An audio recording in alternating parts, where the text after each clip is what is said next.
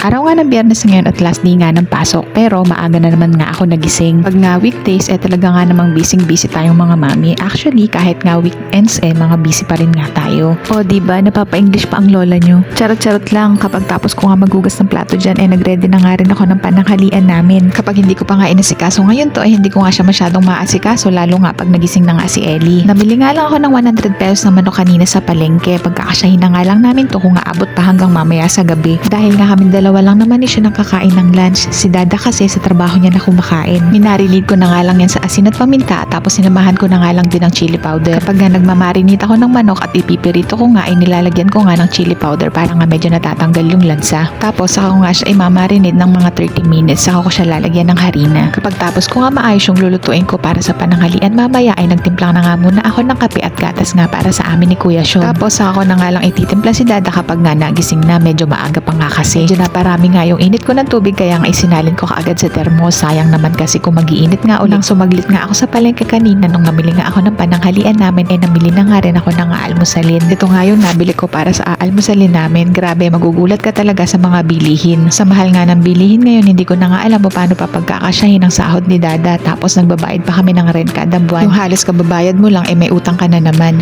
Sana nga pala rin ako sa pagbablog para nga kahit papano makapagpatayo kami kahit maliit na bahay ni Dada. Nako, i-claim natin yan at sana pakinggan ni Lord lahat ng prayers ko. Nang gigisingin ko nga si Kuya Sean, masama nga daw yung pakiramdam niya, kaya hindi ko na nga siya pinapasok. May ubo at sipon din kasi. Tapos si Dada kumain at umalis na nga papunta sa trabaho. Tapos ako higop muna ng mainit ng kape para nga masimulan ang magandang umaga. Oh siya, next time na nga lang ulit tayo magkwentuhan. Palike and subscribe. Yan lang, salamat.